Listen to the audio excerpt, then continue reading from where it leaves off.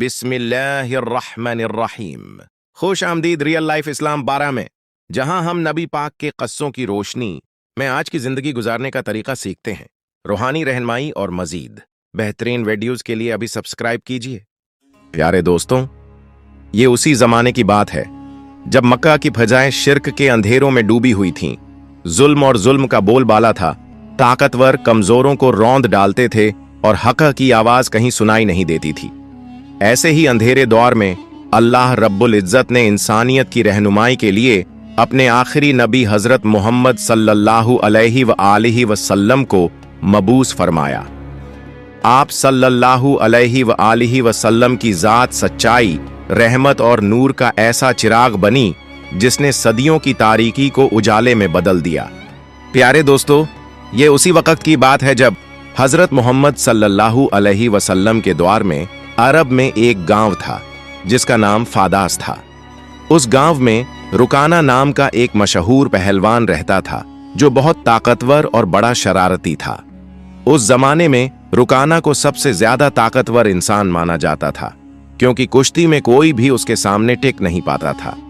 हर मुकाबले में लोग उसकी ताकत के आगे हार मान लेते थे। उसकी बहादुरी और ताकत के चर्चे चारों तरफ फैले हुए थे। एक दिन रुकाना अपने गांव के कुछ लोगों के साथ कुश्ती के बारे में बातचीत कर रहा था। तभी वहां एक अजनबी आया। उसने सबको मुखातिब करते हुए कहा, क्या तुम लोगों को मालूम है कि मक्का में एक नबी तशरीफ लाए हैं? उनका नाम है मोहम्मद सल्लल्लाहु अलैहि वसल्लम। वो अल्लाह के सच्चे रसूल हैं और उन पर आसमान से कुरान नाजिल हुआ है। उनकी बातों को सुनकर बहुत से लोग इस्लाम कबूल कर रहे हैं। उस शख्स की बातें सुनकर वहां मौजूद लोगों में हलचल मच गई।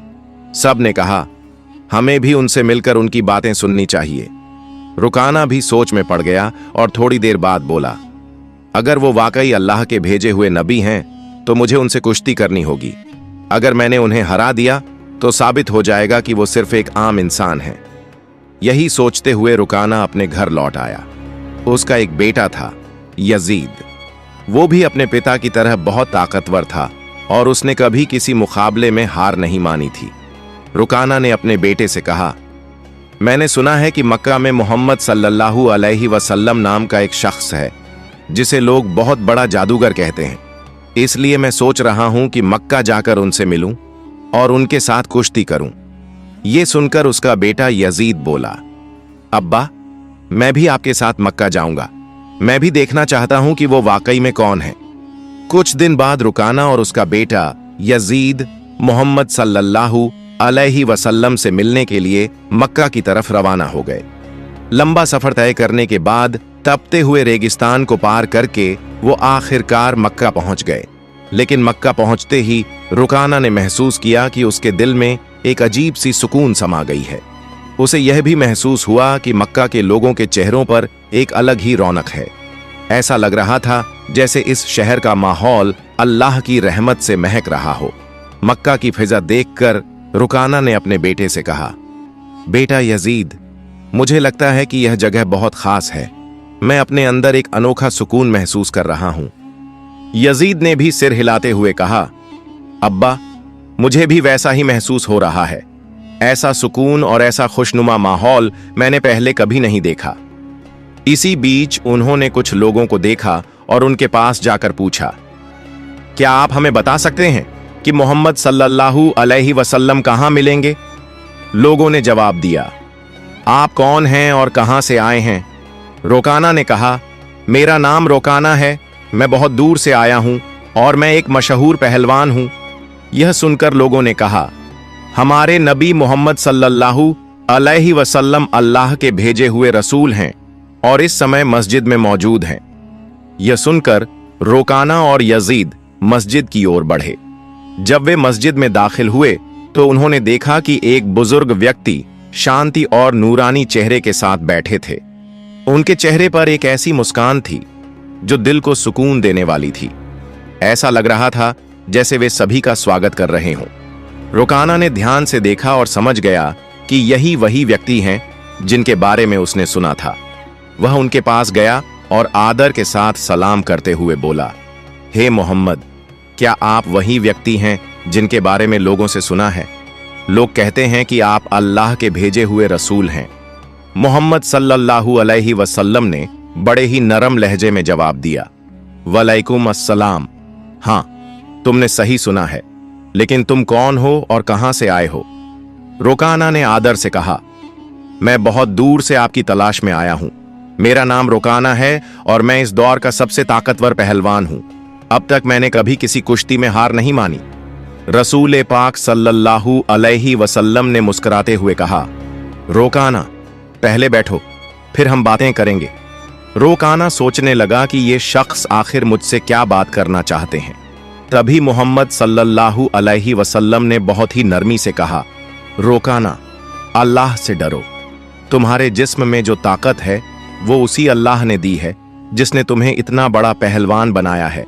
उसी महान अल्लाह के आगे सिर झुको, उसी पर ईमान लाओ और मुझे उसका रसूल मानो। रोकाना ने हैरानी से कहा, हे मोहम्मद, आप क्या कह रहे हैं? मैं यहां सिर्फ कुश्ती लड़ने आया हूं। मैंने सुना है कि आप अल्लाह के भेजे हुए रसूल हैं और आपके पास कोई खास ताकत है। इसी वजह से मैंने सोचा कि मैं आपके साथ कुश्ती करूं, लेकिन आप तो मुझे इस्लाम अपनाने की बात कर रहे हैं। दयालु नबी मोहम्मद सल्लल्लाहु अलैहि वसल्लम ने नरमी से कहा, रोकाना, तुम मुझसे कुश्ती लड़ना चाहते हो, लेकिन ये मेरा काम नहीं है। कुश्ती लड़ना पहलवानों का काम है और मैं कोई पहलवान नहीं हूं। रोकाना हंसते हुए बोला, हे मोहम्मद, मैं ये बातें सुनने नहीं आया हूं। मैंने सुना है कि आप बहुत ताकतवर हैं और आपको जादू भी आता है। अगर आप सच में अल्लाह के भेजे हुए रसूल हैं तो अपनी ताकत से मुझे कुश्ती में हराकर दिखाइए। मोहम्मद सल्लल्लाहु अलैहि वसल्लम मुस्कुराए और बोले, रोकाना, तुम इतनी जिद कर रहे हो, इसीलिए मैं तुम्हारे साथ एक शर्त पर कुश्ती लड़ने को तैयार हूं। रोकाना ने उत्सुकता से पूछा, क्या शर्त है? नबी पाक ने फरमाया, अगर तुम कुश्ती में मुझसे हार गए तो तुम्हें इस्लाम कबूल करना होगा और मुझे अल्लाह का भेजा हुआ रसूल मानना होगा। रोकाना ये सुनकर सोच में पड़ गया, ये एक आम इंसान मुझे कैसे हरा सकता है? मेरी चौड़ी छाती, मजबूत हाथ पैर और गजब की ताकत के सामने ये मामूली इंसान टिक नहीं पाएगा। मैं दुनिया का सबसे ताकतवर पहलवान हूं और आज तक कोई मुझे हरा नहीं सका। ये तो पहलवान भी नहीं है, फिर मेरी बराबरी कैसे करेगा? यही सोचकर रोकाना ने हंसते हुए मोहम्मद सल्लल्लाहु अलैहि वसल्लम का मजाक उड़ाया और घमंड भरी आवाज में बोला, ठीक है, मैं तुम्हारी शर्त मानता हूं। अगर तुम मुझे हरा दोगे तो मैं तुम्हें अल्लाह का रसूल मान लूंगा और इस्लाम कबूल कर लूंगा।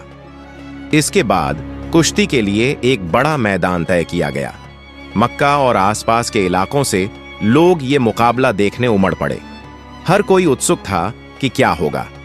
लोग जानते थे कि रोकाना अपनी ताकत के लिए मशहूर है, लेकिन वे ये भी देखना चाहते थे कि मोहम्मद सल्लल्लाहु अलैहि वसल्लम कैसे मुकाबला करेंगे।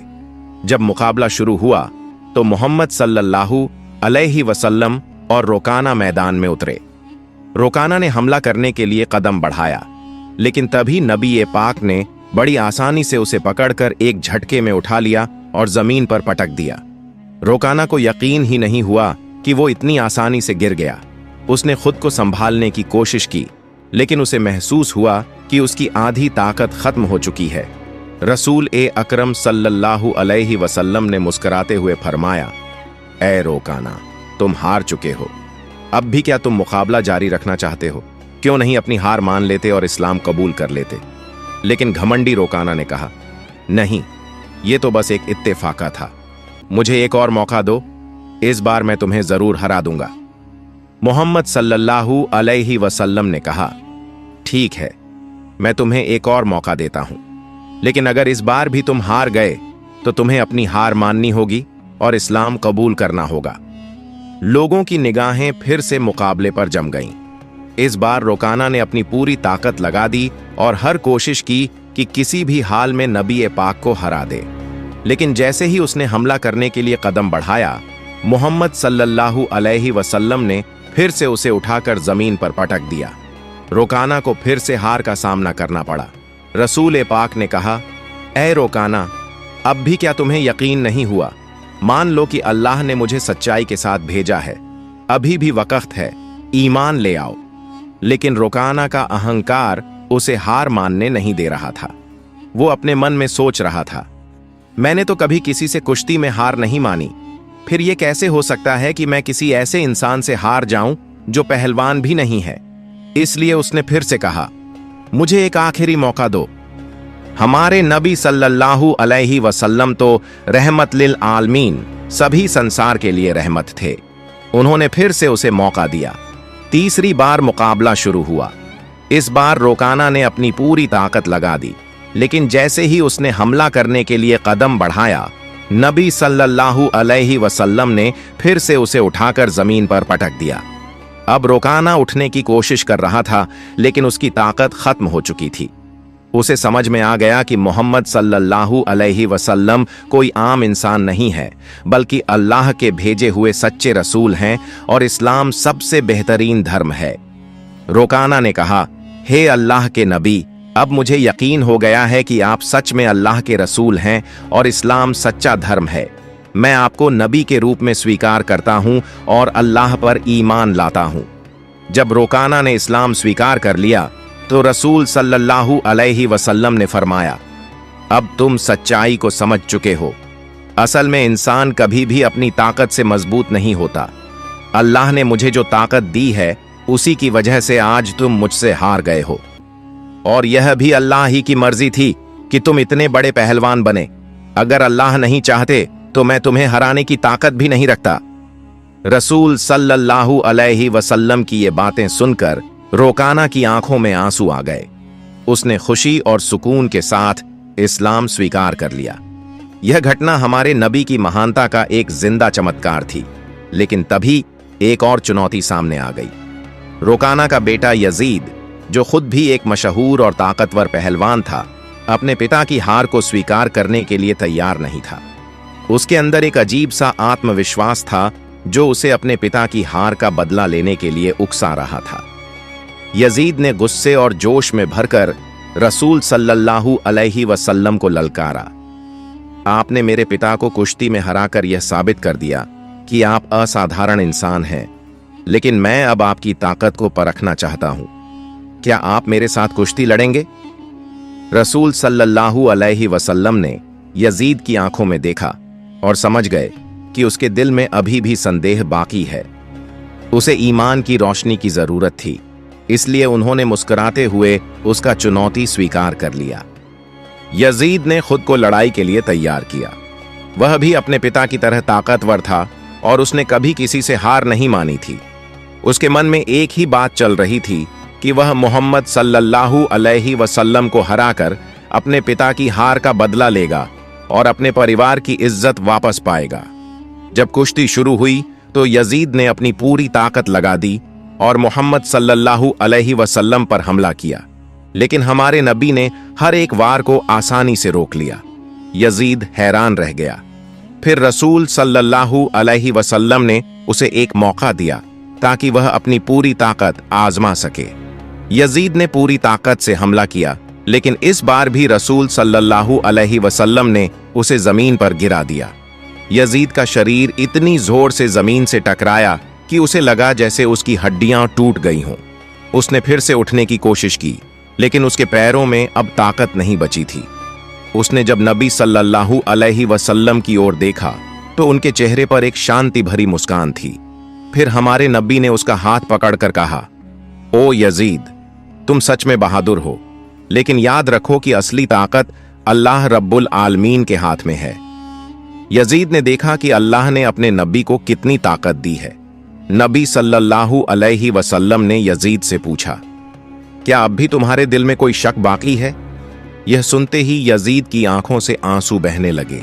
उसने हजरत मोहम्मद के सामने आत्मसमर्पण करते हुए कहा, हे अल्लाह के रसूल, आज मैंने अपनी जिंदगी का सबसे बड़ा सबक सीखा है। मैं गवाही देता हूं कि अल्लाह के सिवा कोई के योग्य नहीं और आप अल्लाह के सच्चे नबी हैं। इसके बाद रोकाना और यजीद के इस्लाम स्वीकार करने की खबर पूरे अरब में फैल गई। कुछ दिन बाद मदीना का एक गैर मुस्लिम युवक नबी सल्लल्लाहु अलैहि वसल्लम के पास आया और उसने अपमानजनक सवाल पूछा। उसने कहा, हे मोहम्मद, क्या आपने दावा किया है कि आप अल्लाह के भेजे गए नबी हैं? और क्या आपके पास अल्लाह की तरफ से कोई दिव्य संदेश आता है? अगर आप सच्चे नबी हैं तो कुछ ऐसा करके दिखाइए जो आम इंसान नहीं कर सकता। नबी सल्लल्लाहु अलैहि वसल्लम ने शांति से कहा, मैं कुछ नहीं करूंगा, तुम बस उस पेड़ के पास जाओ और कह दो कि अल्लाह के भेजे हुए नबी तुमसे मिलना चाहते हैं। वह युवक उत्सुकता और जिज्ञासा के साथ पेड़ के पास गया और कहा, हे पेड़, तुम्हें अल्लाह के नबी बुला रहे हैं। जैसे ही उसने यह कहा, पेड़ कांपने लगा। सभी ने देखा कि पेड़ ने अपनी जड़ों को जमीन से निकाल लिया और धीरे धीरे उछलते हुए नबी सल्लल्लाहु अलैहि वसल्लम की ओर बढ़ने लगा। यह देखकर युवक चौंक गया और बोला, यह तो जरूर कोई जादू है। अगर आप सच्चे नबी हैं तो इस पेड़ को वापस उसी जगह भेज दो जहां से वह आया था। नबी सल्लल्लाहु अलैहि वसल्लम ने कहा, जाओ, अपनी जगह पर लौट जाओ। सभी ने देखा कि पेड़ तुरंत अपनी जगह पर लौट गया और पहले की तरह खड़ा हो गया। यह देखकर युवक जोर से बोला, मैं गवाही देता हूं कि अल्लाह के सिवा कोई के योग्य नहीं और मोहम्मद सल्लल्लाहु अलैहि वसल्लम अल्लाह के सच्चे नबी हैं। इसके बाद उस युवक ने न केवल इस्लाम स्वीकार किया बल्कि अपने पूरे परिवार को भी मुस्लिम बना लिया। हमारे नबी सल्लल्लाहु अलैहि वसल्लम की पूरी जिंदगी ऐसे अनगिनत चमत्कारों से भरी हुई है। हमें जो हम मुसलमान हैं, सही तरीके से इस्लाम को अपनाना चाहिए ताकि दुनिया में अच्छाई फैले। अल्लाह हमें नबी सल्लल्लाहु अलैहि वसल्लम की दी गई शिक्षा को अपनी जिंदगी में लागू करने की ताकत और समझ दे। प्यारे दोस्तों, अगर आपको मेरी वीडियो पसंद आई है तो मेरी वीडियो को लाइक करें और मेरे चैनल को सब्सक्राइब करें।